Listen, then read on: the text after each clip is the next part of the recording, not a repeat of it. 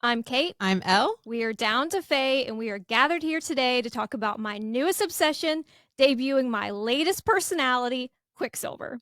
Florals for spring. I am Groundbreaking. fully aware how behind I am with Quicksilver, and I don't want to blame you, Oh, okay. but we have to divide and conquer because we need book recs every week. So we're trying to read as many books as possible, but the FOMO ended up being too much, and I finally listened to the audiobook, which I highly recommend doing the audiobook, and I can't stop talking about it. The lore, the spice, the tropes. I've seen some reviews that talk about a lot of the book talk books saying, "Oh, it's just a collection of tropes thrown together." Like, and That's like what we that's read what these we for. like. Why wouldn't I want to read a bunch of the tropes that I like? Also, what is life other than a bunch of tropes thrown together? Look, we like what we like. We know. And speaking of, we like what we like, a new Shadow Daddy is on our roster. Yes. But also, can I just say, so I love Kingfisher. I love Carrion Swift. Okay. He might be my favorite character. We're gonna Ooh. mention it all. I wish you watched Bravo and you got that. Sorry, hopefully the listeners do. So for a broad overview, our FMC is Sarah Spain, a 24-year-old woman. We love that she's a woman. Not a young girl, living in Silvarin, a desert hellscape ruled by the immortal adjacent Queen Madra. I love her last name being Fane because Fane means temple, and he do be worshiping. Ooh, again, I also love that she's not like 19 or a virgin. I know. I mean, we love those books too, but it was a nice change of pace. A lot of things about this were a nice change of pace, like the alchemy. Like it was familiar, the story, but there were some new and different elements that I thought made it really interesting. They threw a lot at us the further in you get to this to the Yeah. book. So like very excited for the next book. Love the world building, even though the way it starts is pretty depressing. And you're probably thinking the worst part of Saris's life is round the clock sun, the heat, the sand, the lack of water, food, housing, bathing. But if you ask me, the worst part is actually her adult brother. And I say adult, all caps, adult brother Hayden. Yeah, having to take care of somebody that should be helping you with like as a partnership, that's exhausting. Well, when I first read it, I thought that he was a child. And I was like, oh, what is he like? 9, 10? No, he's like 21. I mean, they're struggling to survive and they probably would be struggling regardless just based on where they live, but he doesn't make life easier. He is not someone that I would go if I woke up in a Fey kingdom. I wouldn't be like, I have to get back to him. What's he doing now? Why do these women in these books fight so hard to get back to their shitty lives? It could not be me because if I were to wake up in a Fey kingdom right now, I wouldn't think about y'all for a second. I would just start over with hot people surrounded by water. That would be my new life. Oh my God, my first bath. Like I'd be so excited, Yeah. very distracted, very busy. So Saris has black hair and blue eyes. And should I dye my hair black? I wonder if that would know. I'm not sure if that would be great with your skin tone, but like, I support your choices. Interesting. You think I'm ugly. Whoa. Saris is tall and she's very thin because she and her adult brother live in the third ward where water and food is very scarce, but especially water. It's why our girl is very resourceful and why our story starts with Saris running from a city guard. And I love that. So this is how we start the story. And then her being a pickpocket circles back at the end of the book. I love that. Those connections. Yeah. Mm-hmm.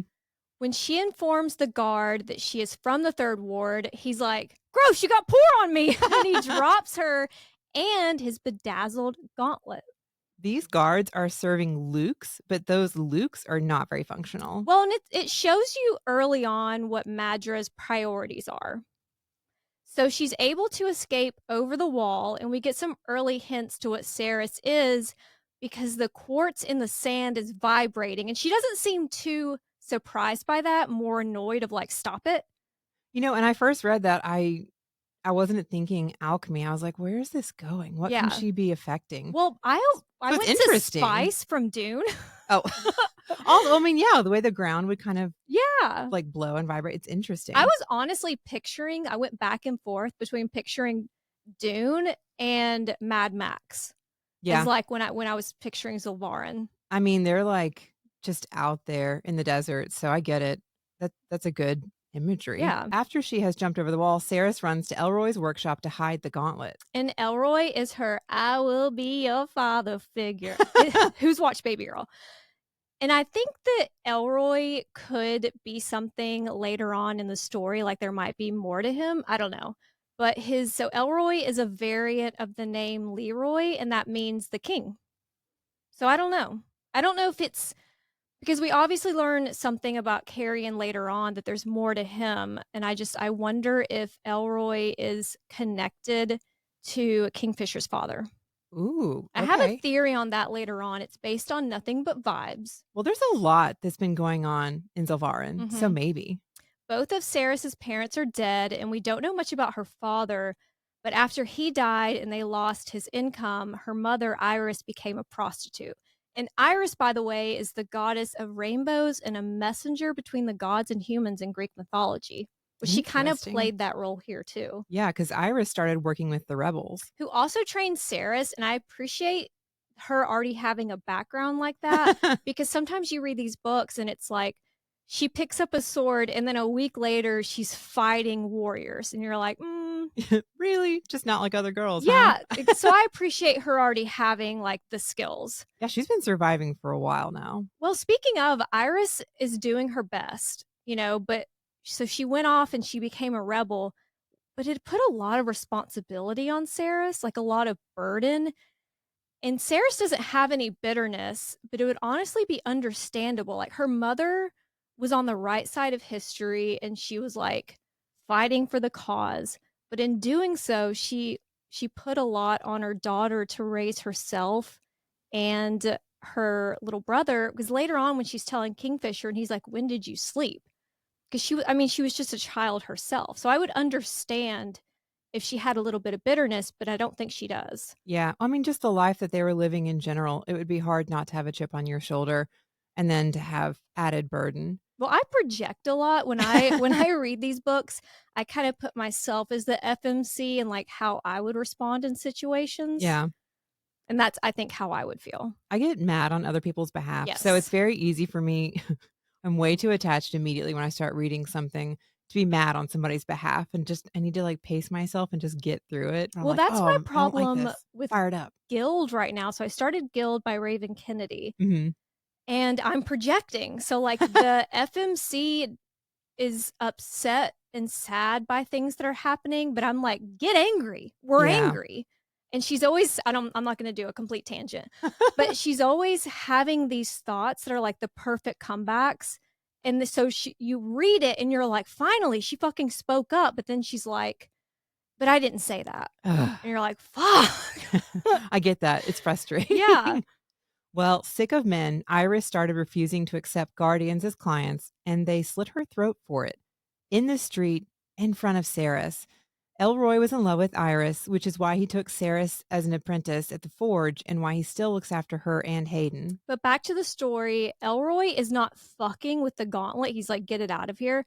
So Saris leaves to find her brother, who is literally laying outside of a tavern where he was gambling, just laying on the ground where he was thrown out.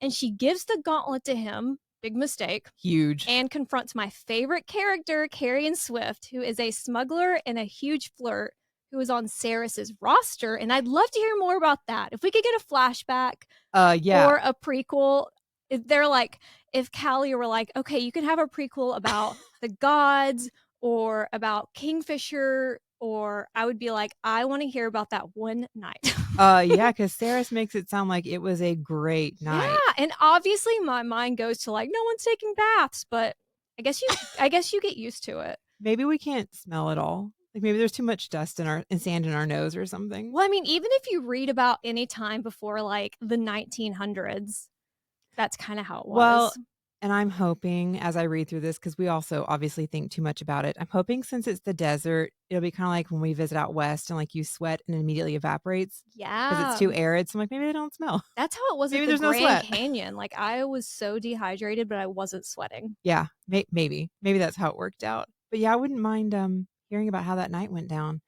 Carrion plays the comedic relief role for a lot of the book, but deep down, he really gives a shit. Which is why he's like, hypothetically, if someone had something that belonged to a guard, that person should probably get it out of the ward before the residents pay the price. Because Madra's fucking insane. Yeah. She doesn't have reasonable responses to things. I mean, she like slays people in the streets for no reason at all, or Yeah. she has her guards do it. What do So you think she's gonna do with if this? they're missing part of a fancy suit of armor or like Mhm. part of their outfit, they're coming back for it. This isn't going to just be forgotten, especially since somebody obviously took it and ran away with it. Well, and isn't that where the phrase "throw the gauntlet" comes from?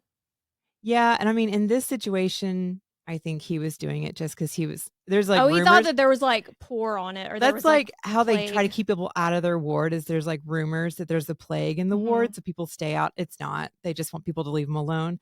So he, I think, kind of drops it because like, ah, gross. But yeah, I think in like medieval times, people would throw a gauntlet when they wanted to duel, like I'd throw just a challenge down. I'd just be getting something on Shein, like a gauntlet, and then just spray painting it gold and hoping nobody notices. You know, the best part is that, of fucking course, Hayden is not where she left him when she goes back outside. So she runs to the tavern that they've been squatting in and she finds him surrounded by guards. To save him, Ceres admits to stealing the gauntlet, but it becomes an I am Spartacus situation because Hayden is like, no, I stole it. And you're like, what? Shut the fuck up. So she has to fight the guards. And she, like we were saying, she's really good because she had lessons from the rebels, but there's just too many. So she has to do the thing that's kind of like Old Yeller, where you're like, get out of here. Yeah. So she's cruel to Hayden, but some of the things she's saying, even though she's being cruel to push him away, maybe also was building up in her.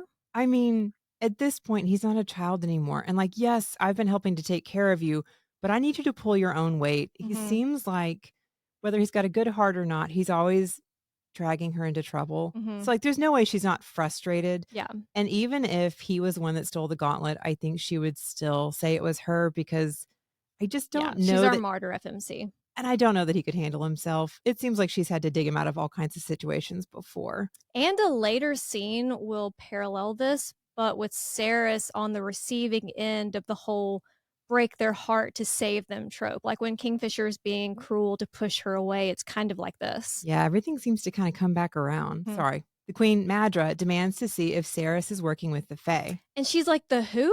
Because as far as she knows, the Fae are just a myth. And Madger is a good example of how characters will lose their morality when they gain immortality.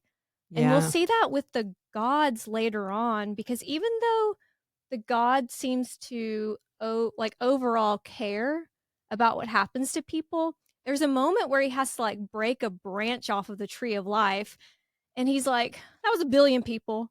And she's What? like, I mean, and it's for like for the greater good, but it's like they lose emotion.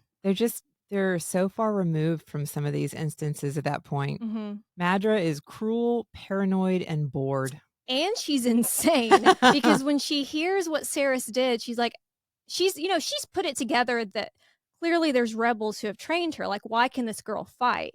So she's like, I guess I need to burn down the entire third ward because you stole something. And because they're like obvious, like there are rebels because she's creating this environment for people to need to rebel. Yeah, that's kind of insane though. Like, let's Yeah, punish them all because of something like it just seems like an overreaction. it is. And then her captain, Heron, that's an interesting character because I couldn't really get a read on him. He gives her water when they're walking through the castle. And in the moment, I thought it was kindness, but I think it might have been just to keep her alive long enough to kill her, like so that Madra could enjoy the soundtrack of her death. And I Yeah. don't really know. There are some moments though where Ceres is telling him kind of the truth of what's really going on Yeah. in Zilvarin, and he seems kind Shocked. of surprised. Yeah. Yeah, I couldn't really tell.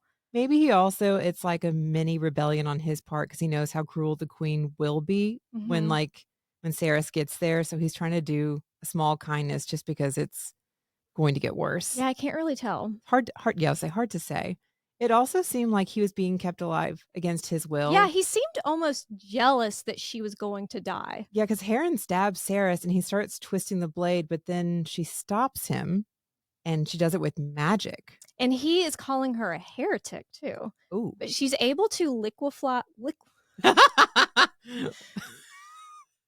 she's able to liquefy a blade, and the molten silver attacks Heron, and she doesn't even really have to direct it like it's sentient. And he is begging her not to turn a key, and she's like, "What key?" And not to open a gate, and she's like, "What gate?" And Saris is basically like, "Fuck it." And so she pulls the sword free and she slices him with it, slices right through that fancy armor. And then the ground turns to liquid silver and a new bombshell enters the villa. The figure, who she assumes is Death, puts a chain around Sarah's neck before she passes out. And Death's got that iPhone face. The sword pulling is very King Arthur, obviously, and not to go too far off the rails, but everyone knows the story of King Arthur. Born to a king, it was a dangerous time. Merlin hid him and they kept his identity a secret. Then the king died and had no known heir. Everyone tried to pull the sword from the stone, and ultimately it was Arthur who claimed not only the sword, but his rightful crown. So there are a lot of parallels with King Arthur in this story. And we'll Sarah, talk about, there's a couple more we'll talk about later. yeah. Saris wakes up and assumes that she's still in Madra's palace until she gets a full glass of water. Madra would never. She is in the Winter Palace of Yavalia. That looks good to me. She is in the Winter Palace of Yavalia, which really sounds like a suggested password, so I apologize if I say it incorrectly. But it is a Fae kingdom. And not only are there Fae, but the sun goes down, there's snow, and there's baths. And this bitch is immediately like, I have to get back to the set of Dune. Which She's already trying to get back. the fact that the sun doesn't go down in Zilvarin, I'm like, that is weird. And I also didn't expect that Yeah. until she points out the distinction. Mm-hmm. Saris meets Everlane, the daughter of the king, and Renfis, a general. Did you get the sense that they were either already bumping pocketbooks or they wanted to bump pocketbooks? Yes. Yeah, there was something going on. There was a vibe. I'm also assuming that, so we're like introducing everyone's names, but I'm assuming that those aren't actually their names or their true names because, well, first of all, thank God, Kingfisher. I don't know if I can scream that out during sex. I could try. I could certainly try. And it helps when she calls him Fisher. I think that's a little better. And I know that there's a story behind the name, or I'm assuming, like I avoided all things Quicksilver before I listened because I didn't want anything to be spoiled. So I haven't listened to a bunch of interviews or done any deep dives. But there is a husband and wife who Zeus was fucking with and turned them into kingfisher birds. And so I think maybe that played into the name, but then also the Fisher King who guarded the Holy Grail it's also King Arthur. And we'll learn more about that later because the name is not the only thing that Kingfisher and the Fisher King have in common. I'm really putting my 3 English classes to use here. Also, isn't there like, I'm taking it as canon, but like Fae lore, a lot of times you aren't supposed to know their true name. We're going to talk about some Fae lore because I looked up a lot of the origins of Fae lore, but yeah. Okay. Imagine there's this big dramatic scene and he's like, my real name, my true name is Cow. My name is Chad. Everlane takes Saris to meet King Bellicon, and on the way we get some lore about the gods like Zareth, and he is the god of chaos and change. And I don't know if Zareth is from Magic the Gathering or the Bible or something else. Because when I was looking into it, it pointed a couple different directions. And I was like, I wonder if she's a Magic the Gathering. Oh. Or was she just like, this is a cool word. I mean, either it's a cool name or she's drawing some different things into the story for us. Yes. While in the throne room, Death, aka Kingfisher, is brought in and accused of breaking his exile for destroying the city of Gilthry. And from the looks of it, that exile involved grippy socks.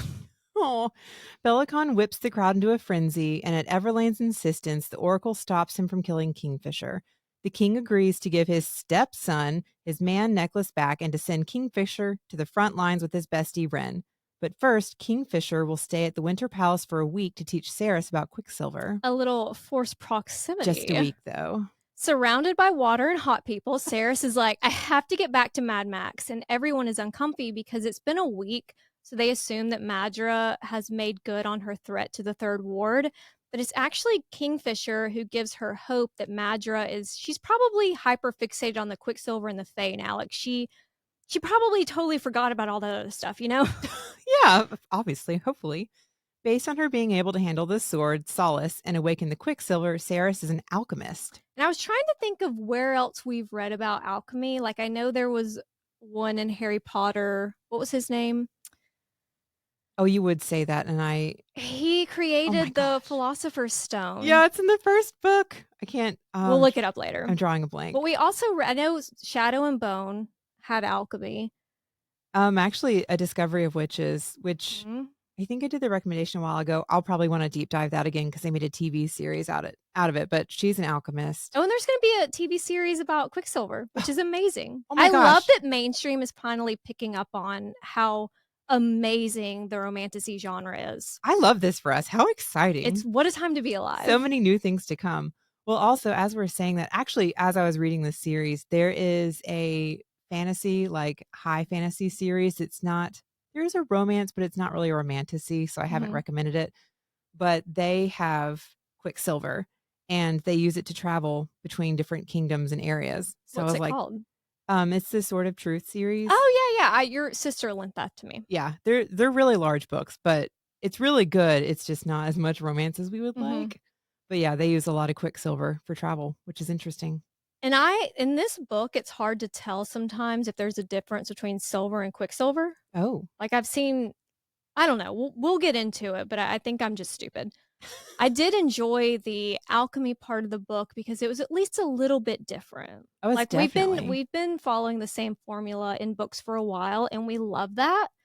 But I thought the magic system and the quicksilver and alchemy part of it was interesting. I think that's very interesting. Nothing wrong with like elemental magic that we Mhm. see everybody having, but this is a very different take we don't see Yeah. enough of.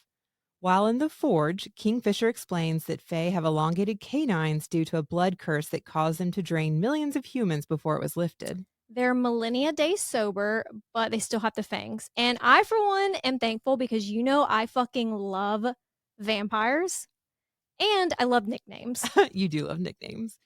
Kingfisher calls Saris Little Osha, she assumes because butterflies are fragile and die quickly. Another thing I love, animal sidekicks, Fleetfoot, Syrinx, Nyx in that Blood of Hercules I just talked about, Broccoli in Onyx Storm, Carden from the Cruel Prince. He had a tail. He did.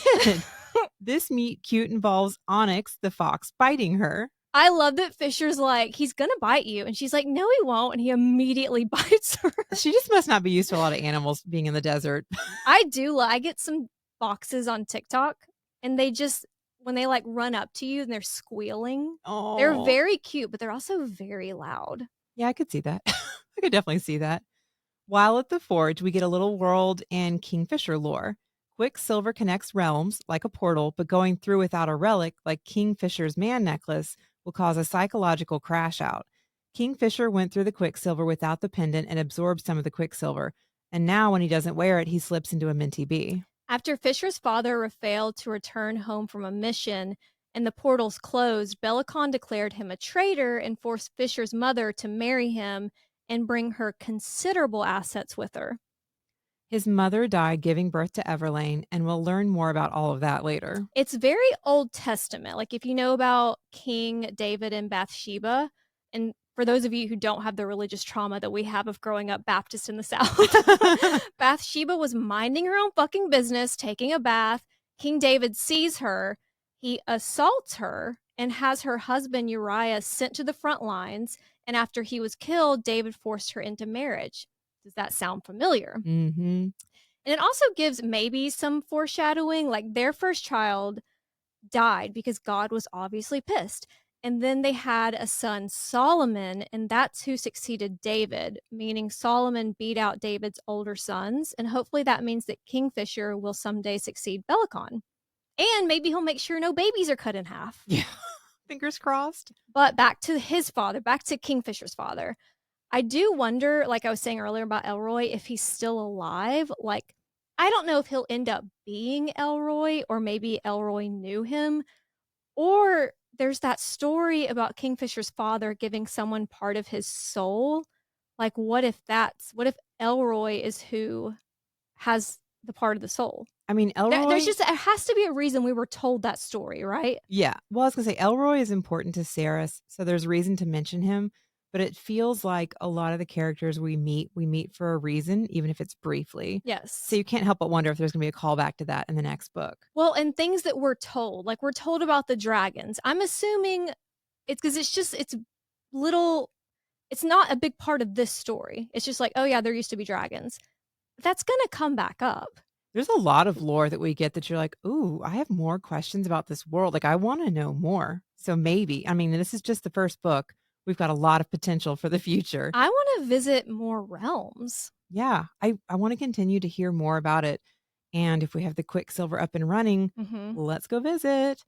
We get some banter between Fisher and Saris, who thinks she's real slick when she kisses him as a distraction while she's trying to slip his ring off. She runs to a Quicksilver pool, and right as she's about to walk into it, Fisher stops her. Thank God, because the ring is not even a relic. Ooh. Sarah says that she's not even going to attempt to make relics until Fisher goes through the Quicksilver to, for God knows what reason, get Hayden. And they seal the deal with a blood oath. And she's like really bad at making bargains. That's going to keep coming up. That's another again, as we talk about fairy lore, like, you have to be very specific with Yes. any bargain you make, very specific in your verbiage. Hmm. Also, like, I know Hayden's her brother, and we're frustrated with him. Maybe also she feels guilty that he might be punished for the gauntlet that she ran away with. Yes. I For don't all know. she knows, the last she knew in that world was Madra was planning to kill everyone she loved and like burn down the third ward. Yeah, the bigger So issue. she is understandably concerned. Well, it's interesting. She's worried about getting her brother out, but I'm like, what about the entire third ward? Yeah. Is she really? I mean, I it's don't know. Some of them sound like assholes, like when her mother had to be a prostitute to make money and they were shitty about it yeah. I and they don't were know. like sneering at her. Everybody's living a very hard life. No excuses for them. Not apologizing for them, Yeah. but it is an interesting because there's a moment where you're like, oh my gosh, why are you risking so much for this brother that's gotten you into trouble? But Hmm. it's her brother, and of course, she doesn't want him to be punished for her. Yeah. So an hour later, Fisher returns with Carrion. Who claimed he was Hayden and smelled like Saris, according to Fisher. Wah-wah. Fisher takes an unconscious Carrion and Saris to his birthplace, Kalish. His father clearly didn't trust Belicon even before he was sent on a bullshit mission because it's warded against Belicon. And they stop at a pub on the way, and it's clear. So, like in the throne room, when Belicon is like whipping everyone into a frenzy, and some people are for Kingfisher, some people are against. It's clear in this pub when they're calling him a hero that everyone has a different perception of whatever happened at Gilthry. And we don't know in the story, we don't know what happened yet. And it makes him uncomfortable being called a hero. So you're already like, okay, what happened? Definitely gives a lot more questions about this character. Hmm. Kingfisher forces Saris to travel by, quote, Shadowgate using their bond. One major consent issue, make like forcing someone to do anything. Two, new Shadow Daddy on the roster. This is when we first see that. And it's important to note that you can only use Shadow Gates in the Fey Kingdom. Okay. You wouldn't be able to use it elsewhere. I, for one, appreciate Shadow Gates because it's a quick way for characters to travel, obviously. But we don't get chapter after chapter of riding on horses and sleeping on the ground. Like this is a shadow gate for the characters, but also for us to just get to the next part of the story. Yeah. I mean, it would prolong the story if we had to listen about them traveling, but also Starting like, a fire, setting up the tent, like I don't fucking care. Let's go through the shadow gate. Let's keep going. I'm thinking about those scenes where you're like alone at night, alone together on a I horse. Like there's only guess. one horse somehow, There's only one horse? Yeah. It's okay. Just speed things along, though. The next day, Carrion wakes up and tells Saris that Hayden is safe and Madra didn't destroy the third ward. And we meet another one of my favorite characters, Archer, a very emotional fire sprite. He is so I cute. love him. He's so adorable. And it also shows another side of Fisher. I know he's very sweet with him. He's very, yeah, like Fisher's kind of like the snarky, like asshole bad Grumpy. boy in the beginning. And so Mhm. you're like, geez, but we get to see a whole other side of him. Yeah, the more we see him interact with people that he cares about, you're like, oh, okay. Yeah. Okay. I'm listening. They go to the Manor's forge and Fisher dumps a chest of 2,000 rings. 2,000 rings out of the 15,000 that he expects Ceres to make into relics so people can travel safely through the Quicksilver. Remember how bad she is at making deals? Mm, She didn't specify any numbers or parameters.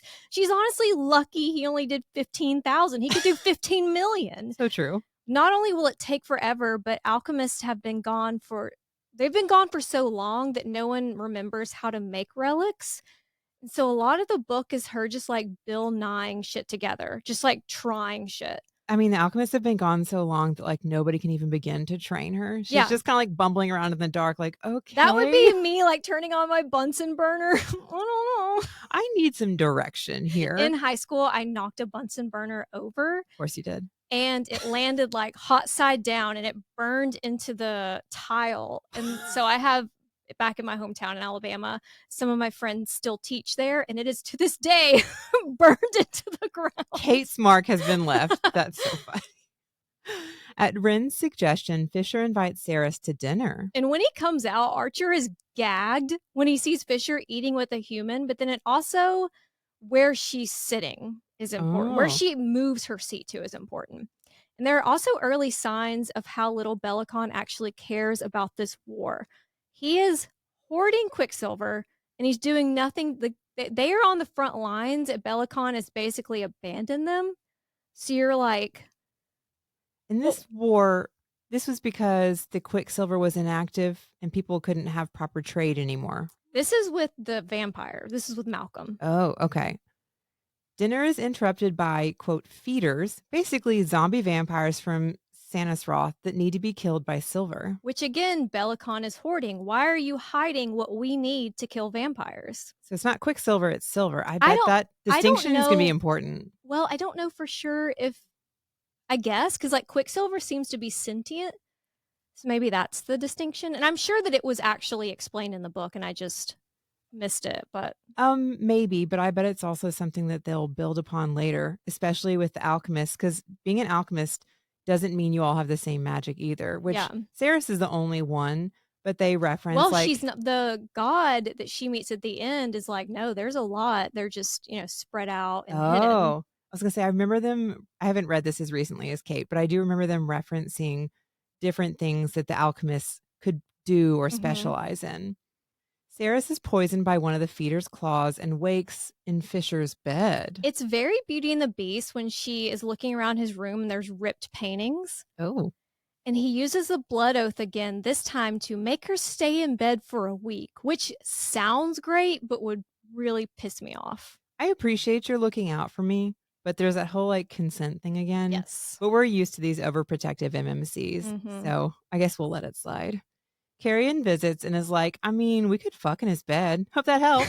Carrion is not just goofing, Carrion is new boot goofing. Kingfisher bribed him to take a very thorough bath in exchange for new boots because Carrion had Ceres's scent on him. Why does that bother Oh, you so much? There's another dinner, more banter, more scent, more lore, this time about the god swords. All of them have gone silent except for Nimmerel, Nimmerel retains its magic, but it's blackened and tarnished. So I guess that's the trade off. ooh. Fisher and Wren take Ceres and Carrion to the inner war camp, which is separated from these names. Okay. Amontreath, the capital of Sanisroth, by a river.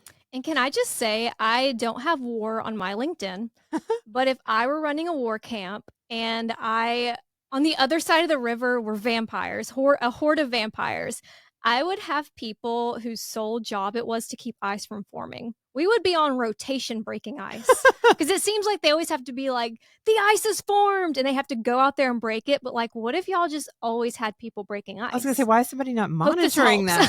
that? Gosh. After Fisher, he kisses her and then he pulls away and they go to a war kiki where we meet Danya, who is extremely butthurt that Fisher has been MIA for 100 years. We also meet baby girl Lorith, who is I keep saying this is my favorite character, but I also love him. Danya's a bitch, but she has a point. I'd be asking where he was too, but he says he can't tell them. Not he won't, but he can't. She's obviously a pick me and probably used to being the only woman, but she does have a point because I would also be like, hey, where have you been for the 100 years past is a long 100 time. years? And when Malcolm yells something and kind of calls into question, like, was Fisher with him? I would definitely have some questions. Danya attacks Fisher. I don't know. I mean, I don't know what she was actually going to try to like cut his head off, but Sarah stops her. She puts her whole Alcusi to shatter Danya's sword. Ooh. And so you're like, oh, she's capable of more than we thought. But then, because no one is on ice duty, they have to run out and break the ice so that the vampires can't cross it. They managed to break it up before the vampires can cross. But there's that weird exchange with the King of the Vampires, Malcolm, who implies that Kingfisher was with him during his exile because they are the real enemies to lovers. I'd read. I'd read. Back at the manor, Fisher shares Malcolm's lore. Before he became king of the vampires, he was High Fae. That blood curse we talked about earlier was cured, and the majority of Fae took it, but Malcolm is an anti-vaxxer. He was like, you know what? Hell yeah, let's keep this going and build an army of feeders, many of whom used to be human. Ooh. My question is, would this not make Malcolm half vampire, half fae? Or because he was high fae and then he turned, is he just vampire? Because it's such a big deal at the end of the book for Saris to be something that's never existed. So she's made half vampire, half fae. And I'm like, was that not Malcolm? Hmm. You I know what don't I'm know. saying? Am I Yeah. making any sense? Well, because a lot of, like I'm going back with like just like vampire canon, what I expect. A lot of times somebody has to die to become a vampire. So did the high fae portion of him die and then he's just vampire? Maybe. But he's still very strong and powerful. So how Mhm. much did he retain? I don't know. Saris asks if Fisher really was with Malcolm, and like he said in the war tent, he can't answer. It's classic fae, like obviously the bargains, they can't lie. Or, if they take the oath, they can't lie. Names are important. It's all the classic fae tropes. But the whole fairies can't lie is actually more modern than you would think. When we were in Scotland, I don't know if you remember, we learned about Thomas the Rhymer. Yes. He was a poet, hence the rhymer part. He's also known as True Thomas because after he was carried off by the Queen of the Fairies, he gained the ability of prophecy, but he could no longer lie. And I've read that that's where Fae being unable to lie comes from. Okay. But who gives a shit? Because Fisher and Saris finally have sex. Woo! And the spice in this book is superior. It is top tier. I mean, she spends pages discussing the sex scenes, which we Mhm. love to be immersed in. Yes. But it's also like the way she describes Kingfisher's actions and his Mhm. breathing. I'm like, oh my God, I'm turned on. I'm listening. Well, especially if you listen to the audiobook because that narrator was amazing. Maybe I need to download it just to listen to the sex It's scenes. Podium Entertainment, I want to say, because I was looking for something new to listen to, and I need male narrators.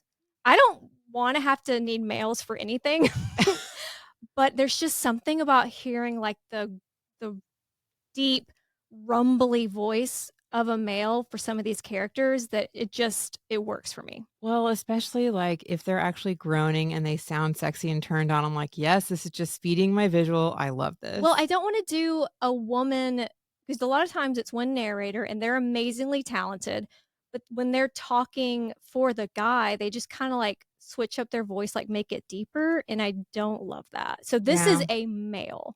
We love this. He is a male. It's a classic, let's fuck to get this out of our system, then we'll never do it again scenario. Which never works. That happens in so many of these books of like, we're just going to fuck once and then we'll never think about it again. Yeah, you're like, sure. That wink, only wink. happens to me IRL. I do be getting fucked out of people's systems. The next morning, Saris notices some new ink. One of Fisher's tattoos is now on her. So, like, tattoos are sexually transmitted. Like, can you imagine if that actually happened? Oh What my kind of God. tattoos we would have? You know, it's not funny, but it makes me think of this one guy I went out with that had like a Superman tattoo. Oh, no. I know. And which one? Justin. I may have made fun of it. I'm really sassy when I'm drinking. I would have like, don't tread on me across my ass. I would have barbed wire around my bicep. Oh my God. Do you know how many power tees? Like just like guys from UT. Like I don't need that on me. Thanks. And the Chinese symbols that actually don't mean anything. Well, they probably mean something totally different. They're just floating around. Oh God, I'm glad this isn't real. Fisher is dodgy about the tattoos and urges her to take some birth control, like a birth control shooter, but she tells him she was sterilized when she was young. What? That's wild. I know. As were many of the girls in the third ward. And he That's is awful. very upset by this, and I mean, anyone should be upset by this, but I don't know if there's more to that. I'm sure as we find out more later, there will be. Yeah. Back at the war camp, Saris finds Carrion in the forge and he's just like hanging out, like he's adapting so well. And she's like, how are you so comfortable with all of this? Because she's something I appreciate about this book is coming from Throne of Glass, which we fucking love. It's our whole personality. But a lot of what Aelin is doing, we don't know until it happens. We're not in on the planning part. Hmm. There's like a bunch of secrets, even from us readers. But I feel like with Saris, we are learning as she learns, like, and it makes it easier to see myself as the FMC Yeah. if I'm learning alongside her. It's easier to understand her reactions, Mhm. if we're all finding out together. But also, like, Carry On was very protective of the ward back in Mhm. the beginning of the book. So now he's just here. He's away from them. And it is surprising that he's not more concerned about what could be happening to them there. Yeah. But You he's know? also not like cuz she's surprised by everything. She's like there's fae, there's witches, there used to be dragons, but Carrion's just like, "Cool." I mean, Carry On already knew about, I keep saying Carry On, sorry, Carrion already knew about the Fae. He says that his grandmother told him, and Kindle Unlimited had some book that talked about an inevitable war with the Fae. Saris goes out for drinks with Lorith, and this is where she learns that Fisher cannot lie. Because I got a little bit ahead of myself earlier, but Fisher can't lie because he's an oath-bound Fae, but you don't have to take that oath. Oh, okay. She also learns Fae drinking blood is taboo, And although sexy. they used to do it. So that's Mm. interesting. And we are going to the vampire convention in Nashville. We actually they gave us We're tickets. so excited. It's We're our first media. time, yeah, we're media. We're so media. And who's going to be there? Damon, Stefan, I mean, whatever their real names are. And the guy who played Spike in Buffy, and then some of the guys from Twilight. And I used to stalk Jackson Oh, Rathbone. yeah. Do you There's remember going to be when a I lot. used to follow? I was obsessed with this Didn't you meet band. him? Well, he was Yeah, hot for like I a met him second. twice, and he did not want to have sex with me, and that's fine. Yeah, it's like Jackson Rathbone, Kellen Lutz, I can't remember the girl that plays Aunt Jenna in Yeah, there's a Vampire lot of Diaries. Vampire Diaries. There's a lot of Twilight. Um, I think there's a few other series that they yeah, pull into it, but those are the ones we Legacy. knew the best. Yeah, so we're very excited. If anybody's going to a vampire convention in Nashville, let us know. Yeah, We will we're be there gonna as be media. so hype about this. I can't decide how much money I want to spend on. Is it I don't know. Should we get pictures with people? I mean, I want the pictures, I know. but I'm like, where is the limit on what we're spending for these pictures? Isn't the point of being an adult spending your money on what makes you happy? Is this not why we didn't have kids? So that we You're could right. spend money So we on could vampire pictures. make our own choices. So maybe we will be getting a lot of photos and posting them immediately. But yes, so Fae drinking blood, taboo and sexy. Interesting that it's taboo since they were originally cursed with the fangs and the blood drinking, and Well, now I they don't think have it's to. inherently sexual. I think there's more that happens when they drink the blood, but Mhm. so initially she's like, huh, okay. I think you're right because later on Malcolm is like, he let you or he bit you or something, and because Malcolm clearly wanted that too. Again, I haven't read this as recently as Kate, and I don't want to give any spoilers or make the wrong guesses, so we'll have to talk offline, but I'm pretty sure there's a connection that forms in some way each Yes, time you we'll talk about this. share The blood. enthrallment, yeah. Oh, okay. So we're going to talk about it. Okay. It's when you're turned. It's like when you're sired. Oh. Ooh, okay. Well, so she's just learned that drinking blood is taboo and that Lorith has a piece of Fisher's soul, gave it to him to save his life using a ritual that his father taught him. And again, why else were we told that unless either the father is coming back into play or the person that he gave his soul to is going Yeah, to come into the this is story. I don't Kingfisher's know. father that Yeah. taught him about this. The most concerning part of all of this is if someone has part of your soul and you die first, your spirit lingers until they die. Yeah. And they're telling a story, or he's telling a story about a girl. When she's a girl, a mother gave a daughter part of her soul to save her life. But then when she died, the daughter just, like, kept living, like, she wanted to be immortal, and she was just, like, fucking everybody, which means her mother was just there. How much yeah, I'm gonna say, how sentient is this part of the soul? How much is it I aware don't of? know, 'cause that you just I can't imagine. That Yeah. would be you would eventually go Well, mad. they live hundreds of years, like, so how Thousands. thousands, how long am I gonna be stuck like I don't this? know. Fisher takes Saris to a small village, Ballard, which is celebrating a holiday. There, they meet Wendy, who, like Archer, is a parental figure of Fisher's, and she invites him to dinner. Which is going great until Saris hears Anarath Moor in her head and passes out. I can't remember if we've talked about Anarath Moor yet, but it's something that she keeps hearing and Fisher won't say or can't say what it means. But it's in the if you're listening to the audiobook, it's always coming. It's not just like you don't just hear Anarath Moor.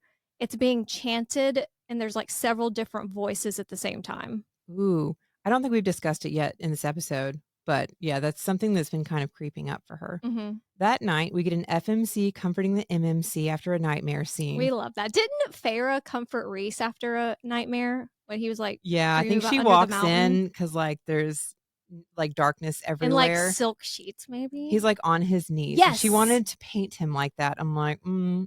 God. I'm sure it wasn't his back muscles and his butt. I bet he I'm sure looked the good. painting was great. I mean, I'm sorry you had a nightmare, but I bet he looked good kneeling on that bed. Oh, I know. But she's comforting him after his nightmare while he's having a Quicksilver and or guilt-induced episode. Saris tells Fisher about her mother and childhood. And they bond over their dead mommy issues, trauma bond, and then they have sex again, Ooh. and he bites her. Oh! Oh, it's I love this. I don't know, that's not a trope. But that is probably my favorite. I think I like Faye the most in Romantasy, Uh-huh. but the biting The biting is is what so really does it for me. And I don't know what that is. Like, I primal. don't know. Yeah, it's primal, but then it's also like, I'm sustaining you. Like, Yeah, you need me to live. that's sexy too. We've talked about how much I love fated mates because I have abandonment issues and that I have insecurities of people leaving me. And if we're fated mates, you can't leave me. I will find you. Or if I'm sustaining you and you need me. Yeah. And again, if y'all don't listen to the audiobook, you're missing out on scenes like this. The narrator, his name is Anthony Palmini, and he is also the voice of Reese in the Akatar graphic audio. Oh, okay. hmm Maura Fisher's tattoos are sexually transmitted to Saris, and he says she has a month to decide if she wants to keep them. Which is very specific. You get a choice. So, like, you clearly know, well, if she rejects. Right. I'm just like, that's just interesting. Yeah. Back at camp, Saris is smashing shit because she doesn't even know where to start. Have you ever smashed? So, back when I had that really bad job with the boss that was Me Too'd, Hmm. we used to go out back and smash like the really long lights that go up in the ceiling. It was very fun. That's so random. Yeah. Okay. But she doesn't know where to start because she needs to make a relic, but no one has any advice. So Carrion is like, what would happen if you just called Taylor up? So she asked the Quicksilver what it wants in exchange for reforming that Pygmy Danya's special sword. And it's like, does this camp have a karaoke machine? Lorith, who fronted a Hootie and the Blowfish cover band in college, sings the ballad of Agent Gate. And the Quicksilver takes it, as in, no one other than Saris remembers that this song existed. Like, it's taken it, it owns it, which is kind of concerning because she's going to have to make 14,999 more bargains, and it's capable of, you know what I'm saying? Like, it's Yeah. capable of taking something and erasing it from collective memory. It reminds me a lot of the bargains we see in Throne of Glass with the Stygian spiders. Yes. Like they're taking years or dreams Mhm. in order to give some of the oh gosh, what's it called? The spider silk, basically. Yeah. My brain just stopped. But in doing so, like they're taking a memory that you can't get back. hmm So it's something random and it's a song, but the Quicksilver is making like very definitive bargains. hmm Lorith accidentally cuts himself on the blade. And it becomes his. Sorry, Danya. And it shines with Angel's Breath, which gets everyone hype because it's obviously very useful on the battlefield. And I don't know if it's totally explained what Angel's Breath is, or again, if I'm stupid or missed it, but I guess it's just magic. Like there's another magical sword. Very exciting. More to learn about this world, though. I love the world building. I really do. I like the magic system. I think it's really interesting. It's interesting the way things like we're discovering them as she discovers it because I love a Exactly. lore dump, Mhm. but I'm going to forget something. So, like, as things come up, we learn more about them, which is fun. Exactly. While Fisher is asleep, Saris tries bargaining with the Quicksilver inside him, but it says that's not possible. And I guess it's like a symbiotic relationship. One can't survive without the other, or that's how I read it. And I'm glad that she addressed this because from the very first time that it's revealed that Saris can work with Quicksilver, I was like, why isn't this bitch taking it out of Fisher? Right. Like, why aren't you not even before she knew that she could talk to it and ask of just like trying to draw it out? Yeah. So I'm glad that this came up. But also, this was built up only for them to figure it out off camera at the end. I think I have a theory about that. Oh, okay. And it relates to the Babadook. Can't wait to hear this.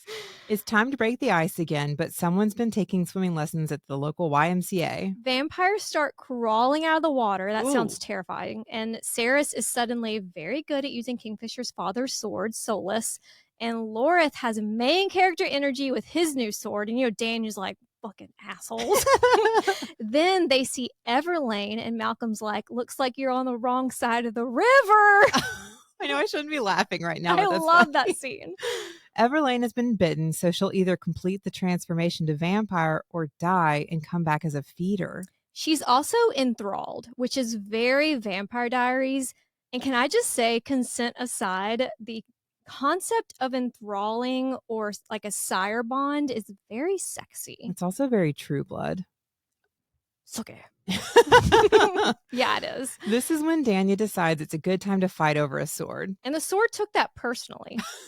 They go back to Kalish to try to figure out like what they're going to do about Everlane, but I don't know. This isn't a criticism, but they do kind of like they like celebrate Saris having her first battle, and then they're kind of like, I don't know. It doesn't seem as like they're as Worried as they should worried. be? Yeah. I mean, I think they are, but I guess I they don't even know where to start. I guess it's multiple things at once. There's just been too much on their plate for too long. Yeah.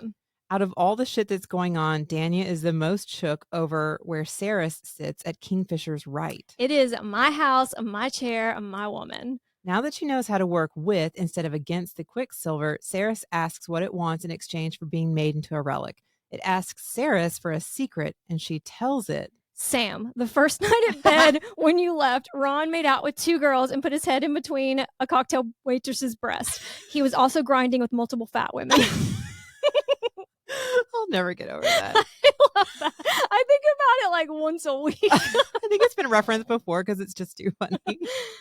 She actually tells it she no longer wants to return to Zilvaran, at least not permanently. I'm so glad she said that because same. I was like, finally. I mean, there's no reason to return other than to try to save her brother. The Quicksilver accepts and she makes her first relic. It also tells her you need to save Fisher, like you need to stay and save Fisher, but does not elaborate.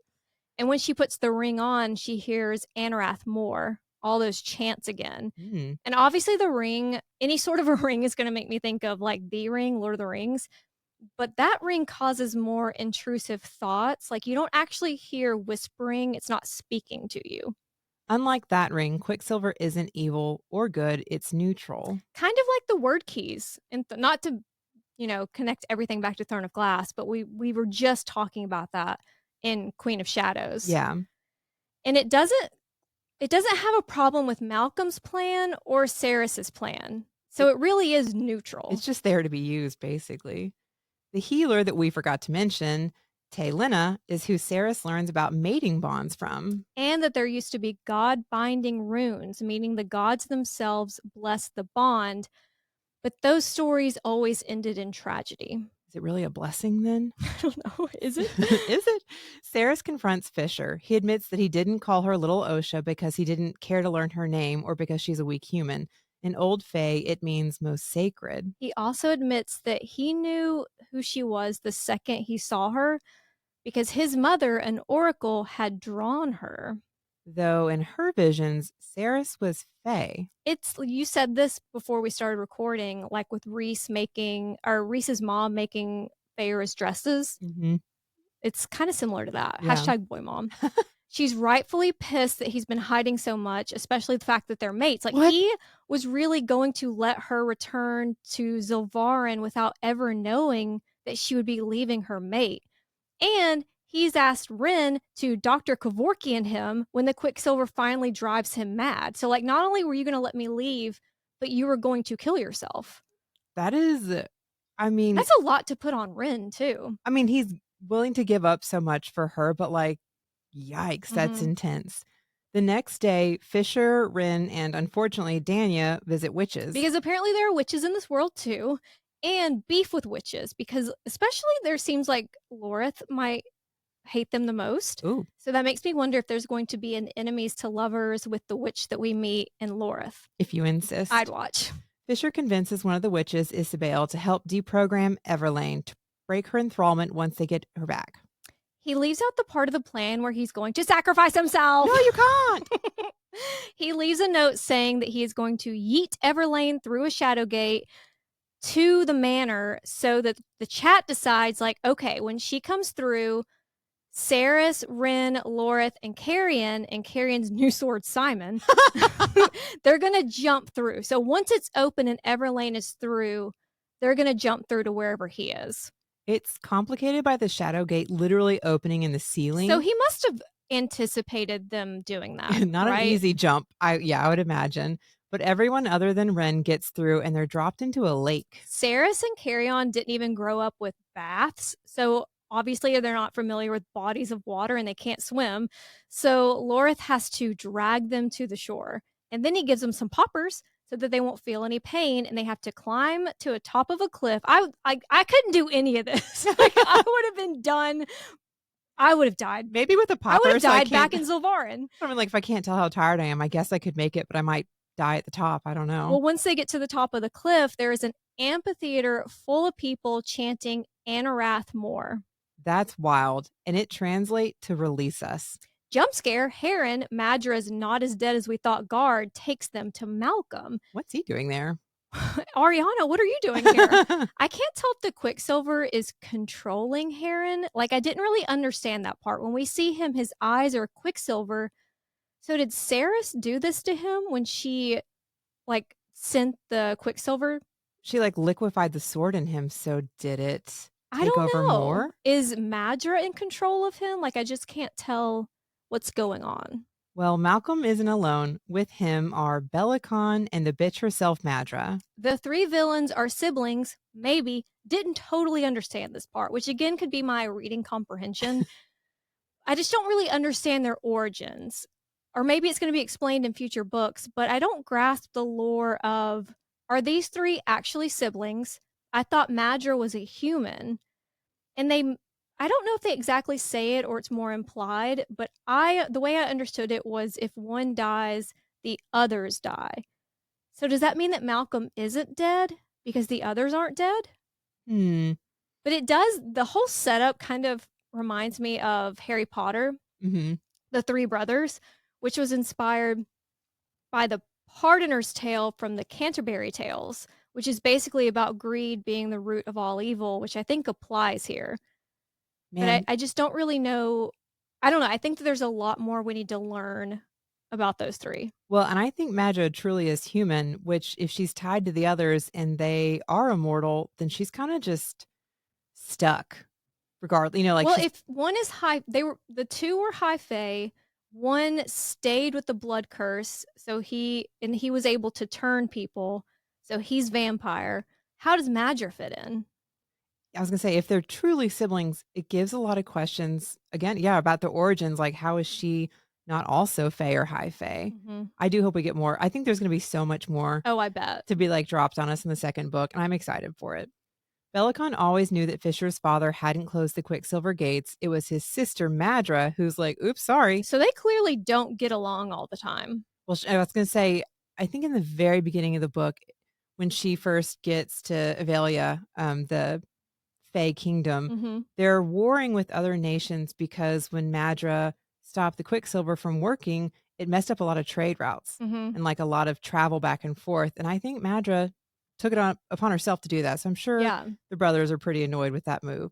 Not only did Belican set up Fisher's father and take his mother, but Belican has purposely kept the war going to feed Malcolm's soldiers for his undead army. And you're like, oh shit, what a twist ending. Then Malcolm releases Fisher from an oath, and we learn that, like we thought, he wasn't silent, he was silenced. Ooh. 100, it's like 100 ish years ago, Fisher and his circle jerk arrived at Gilthry to find thousands of vampires attacking.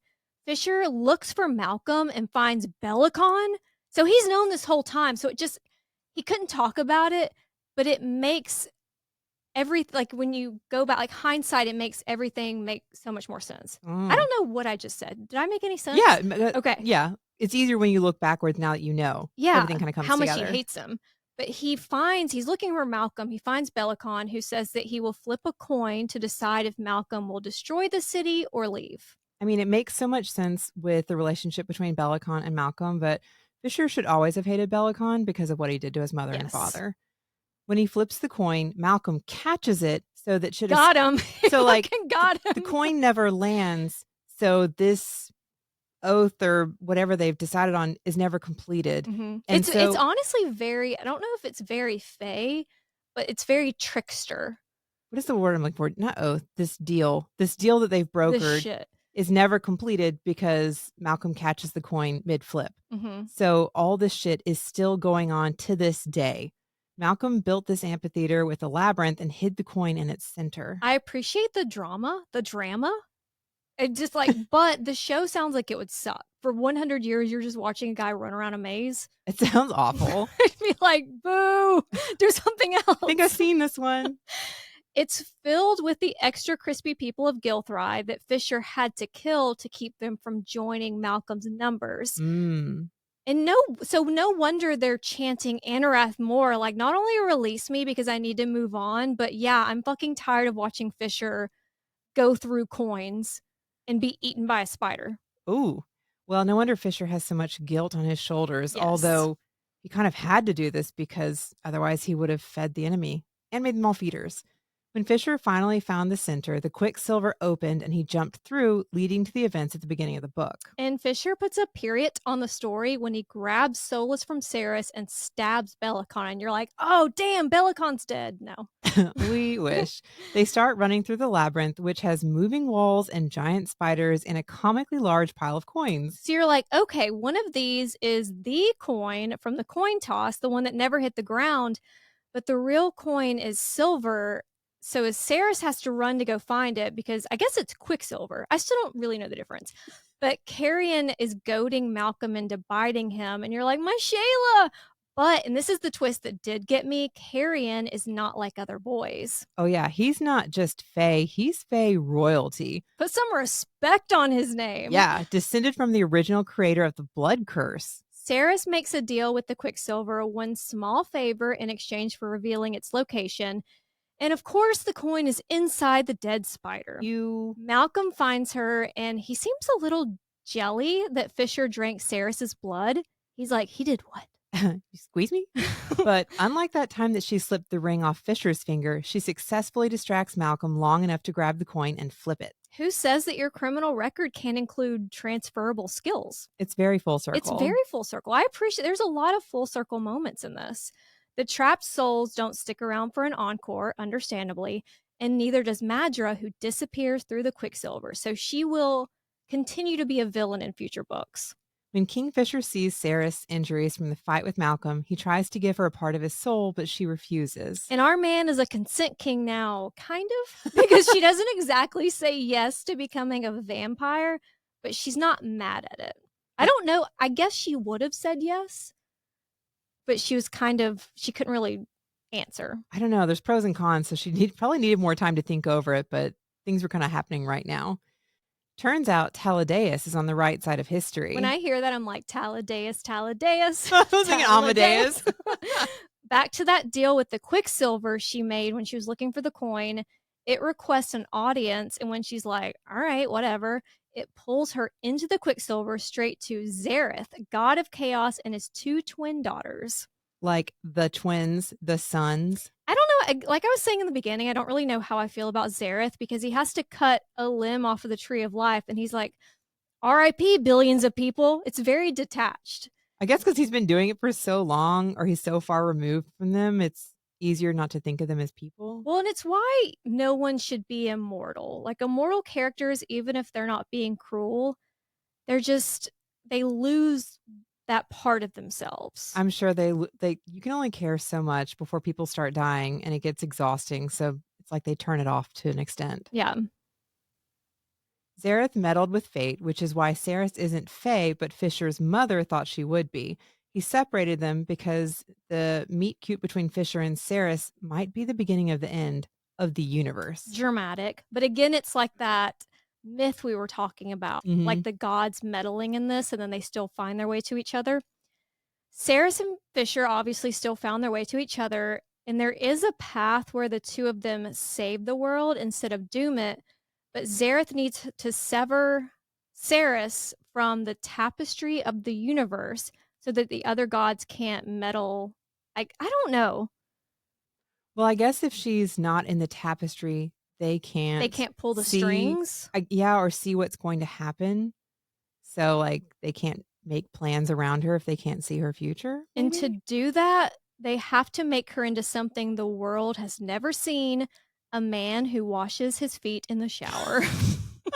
I love that you won't let that go. It's disgusting. Wash your legs and your feet. Ugh. Saris wakes up half vampire, half fae. Again, I thought that that's kind of what Malcolm was, but clearly not. Also, am I toxic for wanting there to be a little lust involved in the sire bond with Taladeus? I think we just Mm, love vampires too yes. much. And also, is it weird that Fisher wasn't by her side when she woke up? Like Taladeus was there. Is that just like the timing? Maybe. Hmm. Good news, the witch and healer figured out how to remove the Quicksilver from Fisher.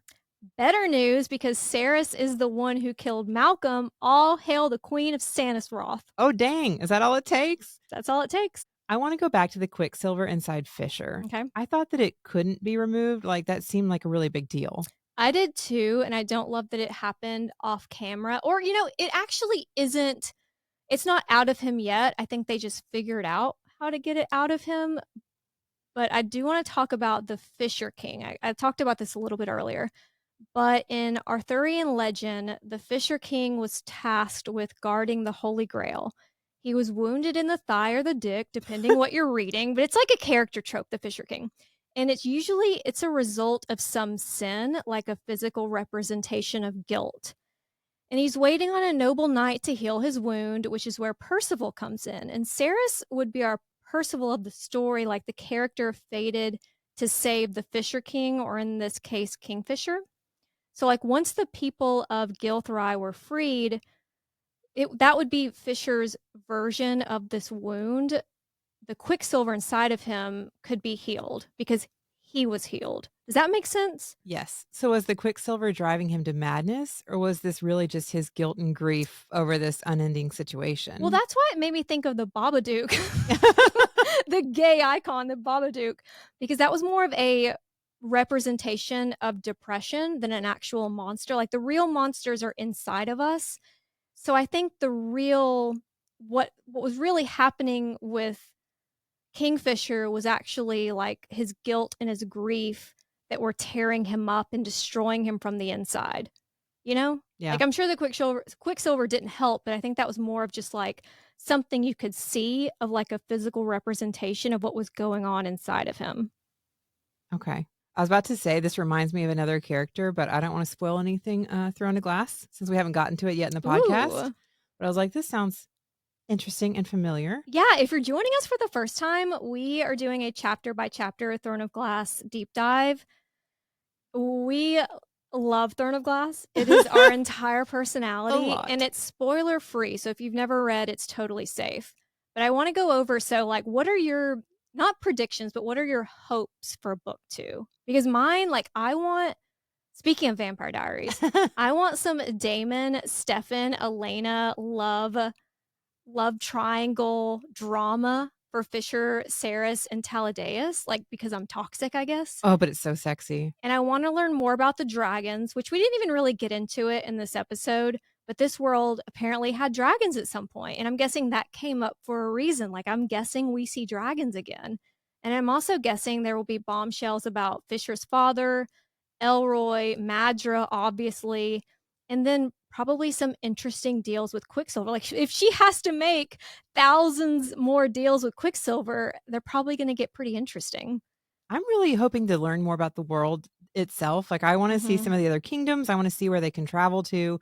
I want more supernatural creatures. I Yes. wanna know more about the vampires, like this kingdom that she has just become the queen of, Yeah, it's you kind know? of like, And the magic she has, we've still not gotten enough background because 'cause there's been no alchemist, so I'm mhm. hoping that she'll maybe now being the queen, she'll have access to more information from the past and, like, learn something new. Well, it's like we talked about with the Venom in Fourth Wing.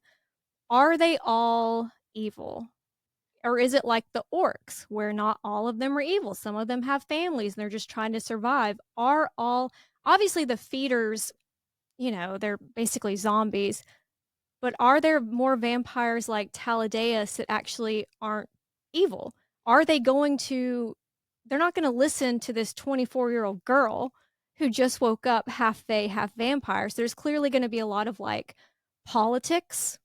Yeah, well, and also Malcolm seemed to have reveled in the blood taking and some of the cruelties, so doesn't mean everybody else agreed with it, they just Mhm. were forced into following. It gives us a lot more questions about the kingdom itself. Well, and What does it mean? now that Kingfisher can tell everyone what happened because he's not bound by that oath, can he tell everyone about Belicon? Are they going to listen to him? Is he gonna overthrow him and take his throne? But then would him and Cerys be kept apart because of that? Because she has her kingdom and he has his? Like, I just think that we're set up for some really interesting I stories. was gonna say, is Belicon gonna be the big bad, or is it Madra, or is it the 2 of them Or is there together? someone we haven't even met yet? Yeah, well, we don't know their origins, so Mhm. does it go further back than that? Is it something with one of the gods that also wants to interfere, and that's Yeah. why she had to be taken out of the tapestry? I bet that we're gonna get a lot more with the gods. That's a good point. I think there's gonna be a lot of really interesting things that they can build upon because so much happened in book 1, and that's Mhm. just the first book. Yeah. Now we're kicking it off with even more, so I am so excited to see where this goes. Most of all, what we want is more Carrie and Swift all the time. I know so many other questions about him, and I guess we could save her brother. I mean I forgot about Hayden. Oh, let's go get Hayden. Oh, yeah, that one too. If you joined us for the first time, check out our other standalone book reviews and chapter by chapter Throne of Glass deep dives. Thanks, y'all. Bye.